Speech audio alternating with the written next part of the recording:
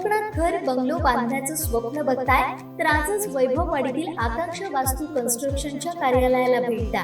निसर्ग संपन्न वैभववाडी आकांक्षा वास्तू कन्स्ट्रक्शन अँड डेव्हलपर्स घेऊन आले 108 प्लॉटचा भव्य वास्तू प्रकल्प। आपला सातबारा, आपलं घर, समर्थनगर। वैभववाडी कोंडा मार्गावर 26 एकर प्रशस्त जागेत वैभववाडीत साकारणारा पहिला निवासी वास्तू प्रकल्प। अनेक सोयी सुविधांसह परिपूर्ण असलेला एकमेव वास्तू प्रकल्प।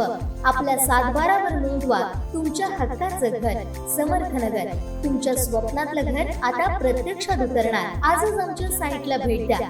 संपर्क गंगाधर केळकर 9175 40 67 64 94 22 39 46 25 आणि राजेश कुरसंगे 8850 14 11 67।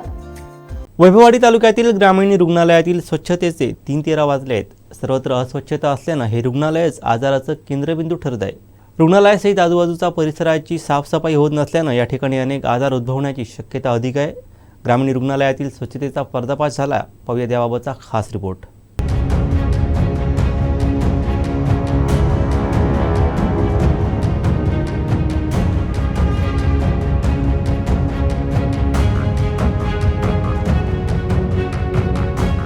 वैभववाडी ग्रामीण रुग्णालय नेहमीच कोणत्या ना कोणत्या कारणाने चर्चेत असतं। कधी डॉक्टर उपलब्ध नाहीत, कधी औषधांचा पुरवठा नाही, तर कधी कर्मचाऱ्यांच्या वर्तनावरून हे रुग्णालय सतत साऱ्यांच्या नजरेत येत आहे।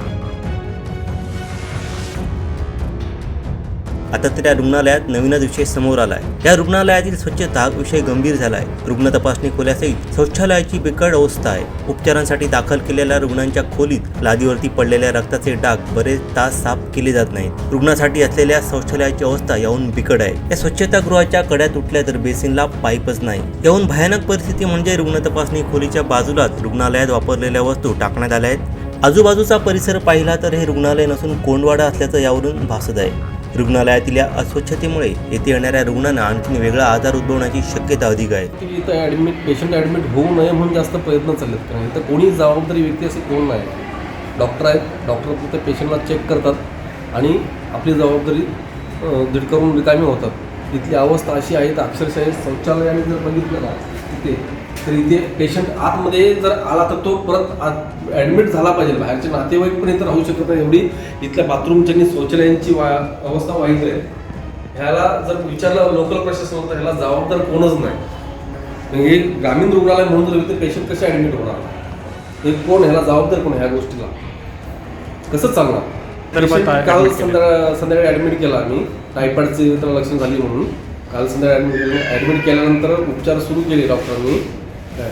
तर इथले जे कर्मचारी जे काही स्टाफ आहे तो उद्धटपणे बोलतात, लक्ष देत नाहीत, बोलायला सरळ बघत नाहीत। आम्हाला काय विचारू नका, वरती विचारा। मग वरती विचारलं तर कोणाला विचारायचं, वरती कोणाला विचारायचं ते पण सांगत नाहीत। ह्याचं नाव CM GM TM अशी सगळी यांची नावं सांगत, पण प्रॉपर कोणी जबाबदारी इथे घेत नाही। सांगायचं कोणाला, विचारायचं कोणाला, ह्या गोष्टीला जबाबदार कोण?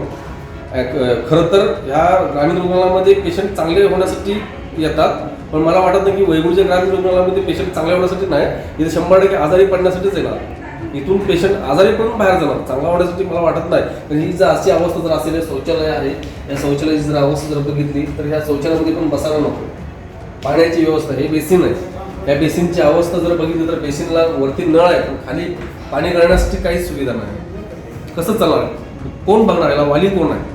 आमची लोकलची पण कोण होती मॅनेजमेंट, इथल्या लोकलला कोण विचारायला बघत नाही, जबाबदार कोण? याबाबत रुग्णालय प्रशासनाशी संवाद साधला असता ते म्हणाले, रुग्णालयात सफाई कामगार नसल्यानं अशी परिस्थिती उद्भवली आहे। मात्र आता सफाई कामगारांची नियुक्ती करण्यात आली आहे, यापुढे स्वच्छता राखली जाईल असं आश्वासन दिलं। मात्र प्रशासन ती निगरगट्ट आहे ह्या प्रकारातून समोर आलंय।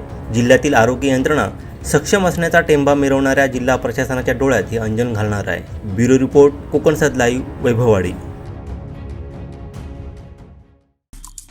आमचे दिवसभरातले सर्व अपडेट्स, ताज्या घडामोडी आणि थेट लाईव्ह पाहण्यासाठी सबस्क्राईब करा, लाईक करा कोकणचं नंबर 1 महा चॅनल कोकणसाद लाईव्हचं YouTube चॅनल।